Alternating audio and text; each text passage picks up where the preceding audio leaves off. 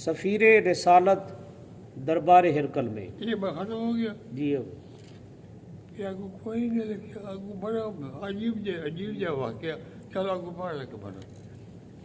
آਉਂਦਾ ਪਿਆ ਨਾ ਜੀ دربار ہرکل وچ حضرت دیا قلبی جس ویلے گئے. اچھا جی آگو جی.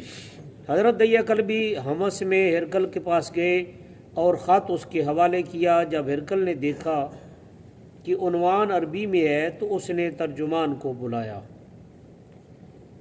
یہ واقعہ صحیح بخاری میں اس طرح درج ہے. اس وقت ابو سفیان بھی قریش کی ایک جماعت کے ہمراہ ایلیا یعنی بیت المقدس میں موجود تھے. ہرکل نے انہیں طلب کیا اور پوچھا کہ جس شخص نے مجھے یہ خط لکھا ہے اس کا تم میں سے اقرب ترین رشتہ دار کون ہے؟ ابو سفیان بولے میں سب سے قریبی ہوں. جیسا تو بالکل لگتا نہیں نا.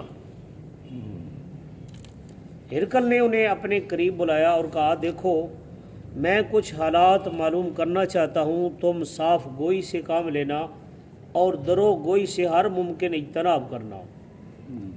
چنانچہ ہرکل اور ابو سفیان کے درمیان یہ مکالمہ ہوا.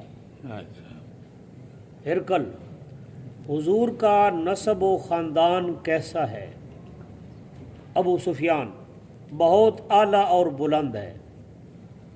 ہرکل: جو دعویٰ حضور نے کیا ہے کیا تمہارے خاندان میں سے کسی نے پہلے بھی کیا تھا؟ ابو سفیان: نہیں. ہرکل: کیا ان کے والدین کوئی سلطنت یا ملک چھوڑ گئے ہیں؟ ابو سفیان بولا نہیں. ہرکل نے کہا کیا ان کی اتباع میں بڑے بڑے لوگ ہیں یا کمزور؟ ابو سفیان نے کہا کمزور. ہرکل: غریب جہاں پوچھنے کوئی نہیں. وہ لوگ قرآن متبعین. ہرکل نے پوچھا کیا ان کے احباب اور متبعین زیادہ ہو رہے ہیں یا کم ہو رہے ہیں؟ ابو سفیان نے کہا کہ زیادہ ہو رہے ہیں. ہرکل: کوئی شخص دین اسلام کو ناپسند کر کے برگشتہ بھی ہوا ہے؟ ابو سفیان: نہیں. ہک بھی نہیں مڑیا. جو ہک کوئی داخل ہو گیا بس فتو صاحب جہان دے دیتی ہے لیکن واپس نہیں ہو رہا. ہرکل: کیا دعوی نبوت سے پہلے کبھی اس پر الزام تراشی کی گئی ہے؟ ابو سفیان: نہیں. ہرکل: کسی عذر یا بیماری کا بہانہ کرتے ہیں؟ ابو سفیان بولا نہیں. ہرکل: کیا لوگوں نے کبھی اس سے جنگ کی ہے؟ ابو سفیان بولا ہاں. ہرکل: یہ جنگیں کس نتیجے پر ختم ہوئیں؟ ابو سفیان: کبھی ہم کامیاب رہے کبھی انہیں فتح ہوئی. ہرکل: تمہیں وہ کس بات کا حکم دیتے ہیں؟ ابو سفیان بولا اللہ ایک ہے اس کا کسی کو شریک نہ سمجھو.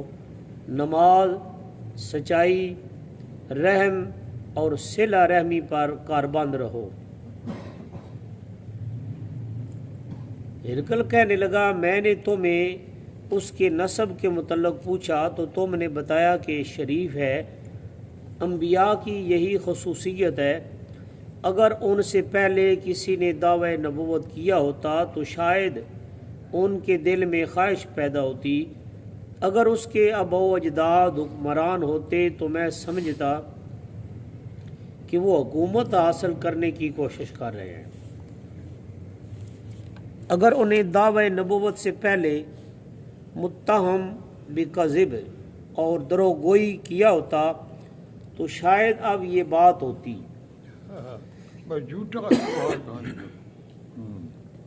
مگر جس شخص نے ساری عمر جھوٹ بولنا پسند نہیں کیا وہ خدا پر افطرا نہیں باندھ سکتا. میں نے اشراف اور کمزور کی اتباع کے متعلق بھی کہا مجھے علم ہے کہ انبیاء علیہ السلام کی پیروی اور اتباع ہمیشہ کمزور لوگ ہی کرتے ہیں. پھر سنت الہی بھی یہی ہے کہ وہ لوگ تعداد میں ہمیشہ زیادہ ہوتے جاتے ہیں.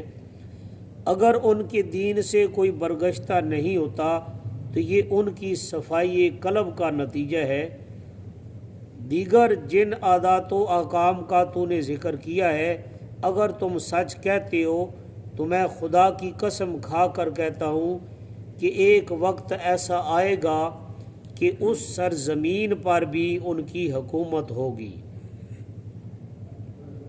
میرا ایمان ہے کہ ایک ایسا شخص ضرور آئے گا، لیکن مجھے یہ یقین نہیں کہ ایسا شخص تمہارے ہاں بھی پیدا ہو سکتا ہے۔ اگر میں ان کی خدمت میں پہنچ سکتا تو زیارت سے مشرف ہوتا اور خاک پاک کو سرما بناتا۔ پیدا کی خاص رو میں سرما بنائی گا۔ جب آ حضرت صلی اللہ علیہ وسلم کا خط کھولا گیا اور پڑھا گیا تو ہرقل نے اس کے متعلق اپنے دلی خیالات کا اظہار کیا۔ حاضرین نے سرگوشیاں کرنی شروع کر دیں۔ ابو سفیان باہر آ گیا اور اپنے ساتھیوں کو کہنے لگا کہ یہاں بھی محمد علیہ السلام کا چرچا ہو گیا ہے، جو بنی اصغر کا بادشاہ بھی اس سے لرزاں ہے۔